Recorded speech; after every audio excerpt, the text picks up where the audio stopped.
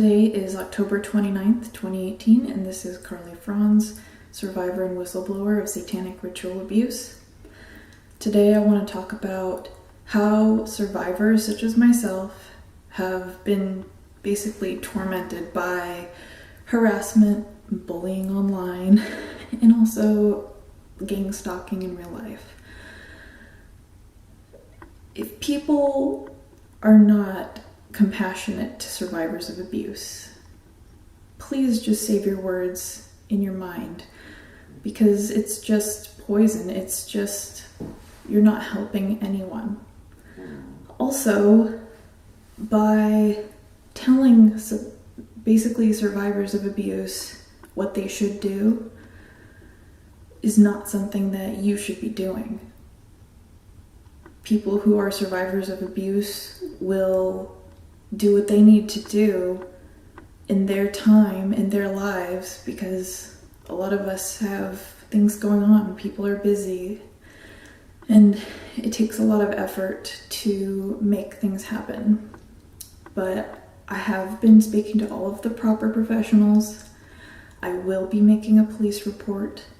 So if people want to continue to harass me about this, just stay tuned, because I'm doing my diligence. I'm doing what I can. It's not easy, but it's doable. Aside from online harassment and bad advice from agent provocateurs who want to try to trick you into giving them sensitive information, or just people trying to provoke you into doing something that will hurt you, I will not tolerate that. Your comments will be removed, because I do not want any survivors to see the bad advice of people who want harm done to them and me. As far as real life gang stalking, the first day of school in August, there was a gigantic tree stump full of termites placed right in front of my car, so I couldn't leave. After that happened, a few days later, there was a man in a kind of construction-looking van, but it wasn't a construction-looking van. It was definitely a prisoner van that they use to haul away prisoners off to usually do yard service or clean up trash on the side of a freeway. There was a man in one of these vans with like prison guard and bars on all the windows, and there was a man waiting there for me in his van, and I have it on tape. I recorded this, and I will be posting about this later, but this man knew who I was. He waved to me, he looked at me, but the way he was waving was very slow and creepy. And of course, I just kept going. I didn't stop. And so when I came back, I saw that he left his car and was walking down the street talking on his cell phone, and I videotaped the van. Aside from that, after that happened, another day after that, I was getting on the freeway, and someone was trying to run me off the road. And this was a man in a white truck, just like a 2-door pickup truck. And yeah, so it's real. It sucks, but what are you gonna do? You gotta live without fear. You have to find happiness every single day. And my advice for other survivors of abuse is to be cautious, have knowledge, and just remember that happiness is a choice. And even when the entire world is stacked against you, Even when you have people who are hating you for speaking the truth, people who hate you for basically just coming out and telling your story, people will just hate you for being brave, period. And usually that involves everyone in your family, especially if they're all complicit, such as mine. Another thing that I want to say to other survivors is that you don't want to jump the gun and just run and submit yourself to any sort of, I want to say counseling, but you want to make sure that your therapist and your counselor are understanding, especially if you are not schizophrenic, and you're not a threat to yourself, you're not a threat to others.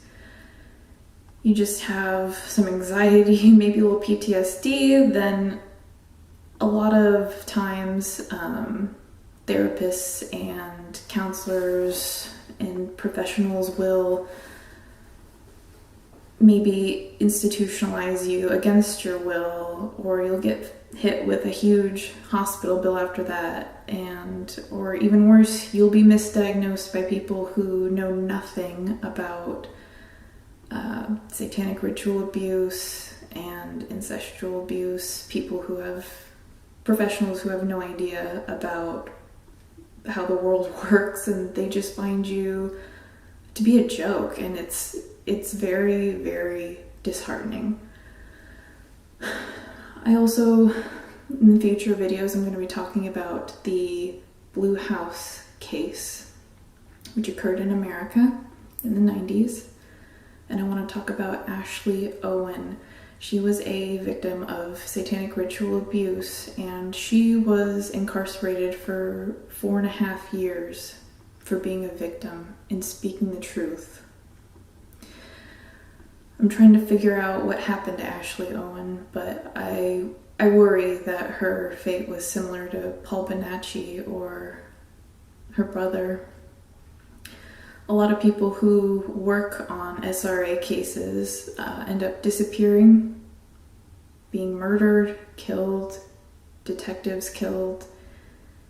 The list goes on, because this is part of a huge underground epidemic going on, not just in America, but all over the world. And it involves all of the elites, all of the people who have all of the money and all of the power. So the best that I can do is to be a voice, speak up, and hopefully give hope to other people and other survivors that we are here. You can be brave, and you can speak out, and you can join communities. Get help from the correct professionals. Don't just submit yourself to anything. I mean, if you go to some sort of clinic and the paperwork looks pretty suspicious, where they're just asking for your name, your social security, and then to sign something that gives all of your rights away to this facility or what have you, that's a red flag. Go find a different therapist, seriously. Because people are ill-equipped, people have no experience at these community clinics, and they're not going to be as understanding as a professional who maybe specializes in ritual abuse, incestual, sexual abuse. Those are some important things to look out for. And the other thing is that only you, the survivor, can make the police report.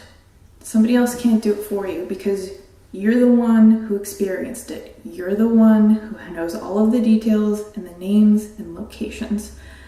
So if somebody is harassing you, saying that they're going to report you, or they're going to report you to the police or something, it's illegal for them to do that. You need to do it yourself, and you need to do it when you're ready and you're emotionally ready.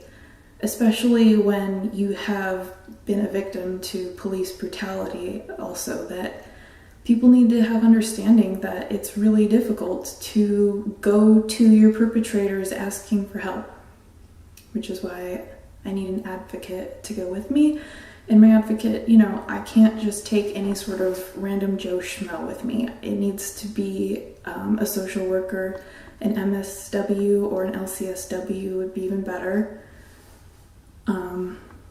Someone with professional experience in dealing with survivors of abuse. So I appreciate everyone's concern. I am definitely a targeted individual. I'm doing the best I can though. I'm staying positive every day because you have to find happiness every single day. No matter if it's just in having a cup of coffee, seeing a friend, doing some artwork, writing a song. Part of my healing, I'm writing a song right now, and it's great catharsis to let it out in artwork, painting, music. It can be really healing. So I encourage people, listen to just one good song that you like every day. That's it.